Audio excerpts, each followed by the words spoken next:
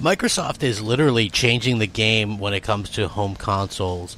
And what we're seeing is people are starting to really come around, and people are really starting to kind of recognize Xbox for the terrific brand that they are. And, you know, a lot of the hate of the past is something that people are starting to actually forget about, which is a really big thing. And now they're talking about something that no other company has done, not even Sony, really. For the most part. I mean, you might get a little bit of this, but not on the level that Microsoft is doing. And it's very much interesting to kind of hear about this, and we're going to go over it for sure. What's up, everybody? Crapgamer here with Crapgamer Reviews with another video. Thank you guys for checking it out. I really appreciate it. Hit that like, share, and subscribe button. It helps out the channel, and it means a lot to me personally. You know, it really does. I really appreciate you guys continuing to rock out with me. It definitely means so much to me, very much. So, what's really interesting is Aaron Greenberg is talking about Microsoft's first-party studios. He's talking about how they're allowing them to operate independently. Remember, a lot of people still hold on to the old Xbox of yesteryear with the Matrix, and before that, where they would basically force studios to do what they wanted them to do and things like that. And Aaron Greenberg says, announcing business acquisition shows how consumers care more and more about the industry and the teams that make their games. He says he thinks there's been a huge rise in the detail and enthusiasm, and fans want to share with each other for their favorite games. When we said Ninja Theory at E3, everyone knew their pedigree. That same with Playground, and that makes it more appropriate for a show like E3. We ask if the raft of simultaneous acquisitions amounted to a grand change in strategy, even an admittance that the breadth of the lineup wasn't all it should have been in recent years.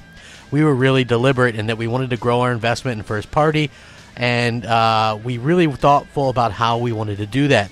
Part of it was to find some of the world's greatest creative teams, which are independent and which make a fit for us. If you think about the teams we acquired, these folks are the best in class. They make really high quality games, but the games they make are very different to our existing franchises. Of course, Playground is making Horizon, but they're also going to have a second team making something different. We have a center of excellence in the UK. We have Rare. We now have Ninja Theory and Playground.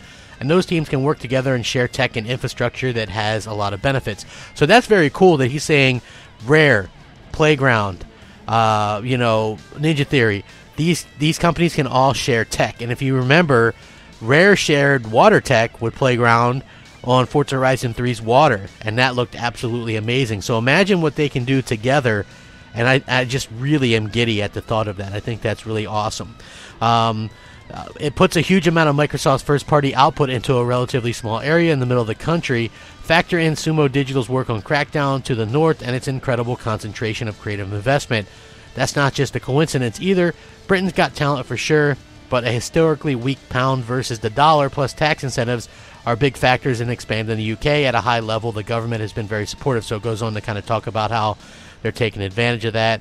And he wants to impress upon everybody that the studios will remain creatively independent. That's very key. This was first and foremost about finding the world's greatest teams who can now bring these types of content to our first-party studios and allow them to continue to operate independently.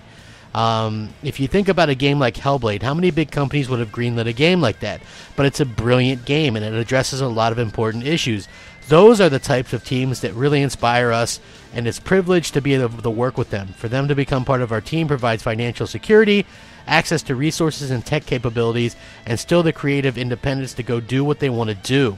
These teams that would have never wanted to partner with us if that wasn't part of the conditions, I think we have a good track record of doing that. Look at Mojang, which has stayed independent and stayed focused. It's a very exciting time.